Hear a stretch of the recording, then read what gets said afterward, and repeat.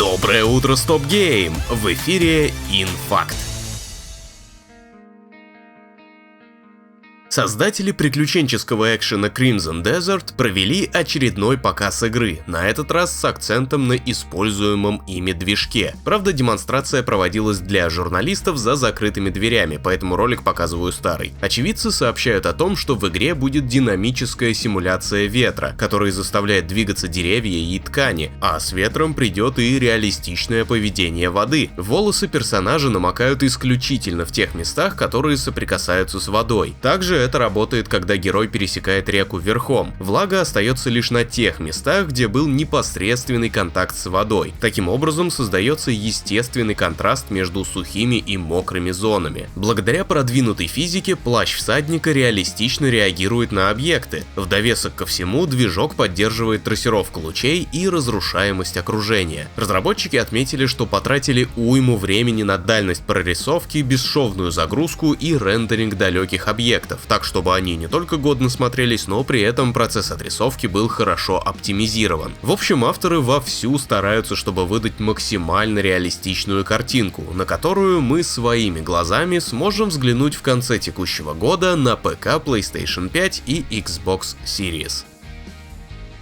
Журналист Том Хендерсон шепнул о сливе сразу 5 игр, причем слив готовых билдов. Их загрузили на неназванный Discord-сервер датамайнеров. Некоторые проекты из списка могут скоро слить в сеть, так как у них довольно слабая защита. В сливовую подборку попали Fighting 2XKO от Riot Games, релиз которого намечен на этот год, кооперативный зомби-шутер Killing Floor 3, хардкорный выживач от создателя PUBG пролог Go Way Back, официально выход назначен на лето 2025-го, PvPvE-шутер с процедурной генерацией Ark Riders, разрабатываемый авторами The Finals, и, наконец, Delta Force Hawk Ops. Вот тут причем слив я так и не понял, игра же уже вышла, и к тому же сюжетка у нее бесплатная.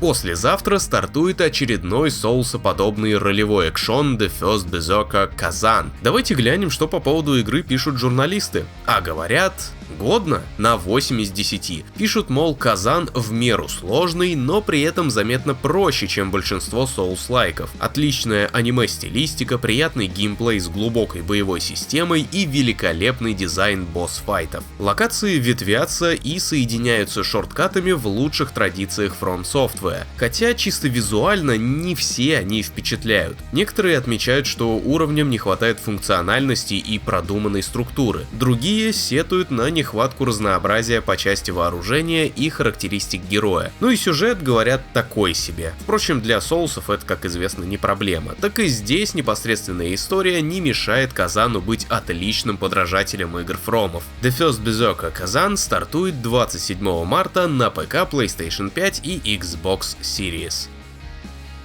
Dune Awakening должна была выйти в раннем доступе 20 мая и повариться там еще год-полтора, но планы Funcom изменились. Теперь игра выйдет 20 мая, но сразу в полноценный релиз. При этом она не потребует подписку, а развивать ее будут за счет бесплатных обновлений. Платный контент в виде DLC, конечно, будет, но сами по себе эти допы будут необязательными. Также создатели опубликовали системные требования, оставил для вас ссылку в описании. И бесплатный бенчмарк в Steam, в котором можно уже по факту проверить, потянет ли твой компьютер игру. И там же уже сейчас можно слепить персонажа в редакторе. В означенную дату Dune Awakening прибудет на ПК, а на PS5 и Xbox Series заявится попозже.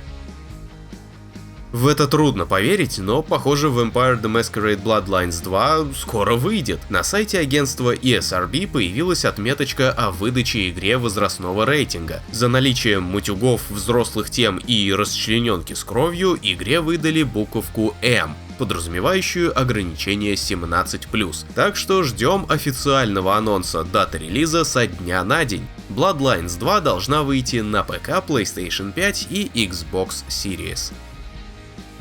Warhammer 40 000 Dark Tide ожидает свежую пачку контента. Студия Fat Shark поведала о новом режиме, что должен стартовать уже сегодня. Называется он Mortis Trials. В то время как предыдущий режим Havoc был направлен на высокоуровневых игроков в эндгейме и предлагал хардкорные битвы с кучей модификаторов, то новинка, наоборот, предложит более доступные и хаотичные перестрелки с волнами противников и элементами рогалика. И чтобы в него зарубиться, понадобится всего лишь 13 уровень. В режиме необходимо будет продержаться дюжину волн, но прежде нам предлагают выбрать сложность и так называемые индульгенции. Этакие архетипы персонажей, которые накладываются на классы. Пирокинетик тащится от огня, Вольтаик шпарит электричеством, Фульминатор считает, что выбор для лохов и берет немного от того и от другого. Death Dealer специализируется на стрельбе с близкого расстояния и рукопашке, а Колосс на выносливости и опять же ближнем бою. Каждые 3 волны будут появляться дополнительные цели, за которые выдаются боеприпасы и случайные усиления. Опробовать это дело можно будет начиная с сего дня на ПК, PS5 и Xbox Series.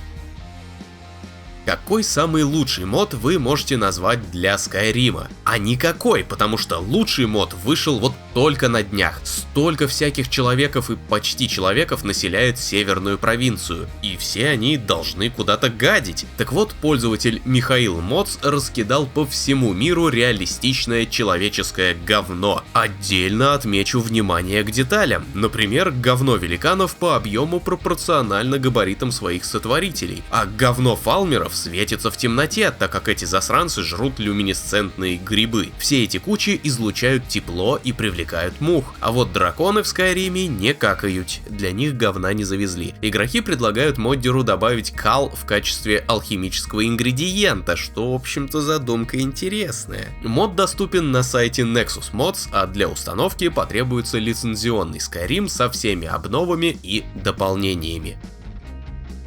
И под занавес в Steam начался новый тематический фестиваль со скидками на целую кучу тайтлов на тему градостроения и симуляторов колоний. Ивент продлится до вечера 31 марта. Так что, если давно поглядывали на Manor Lords, Diplomacy is not an option, Frostpunk, Medieval Dynasty или, скажем, Timberborn, хорошее время для закупа.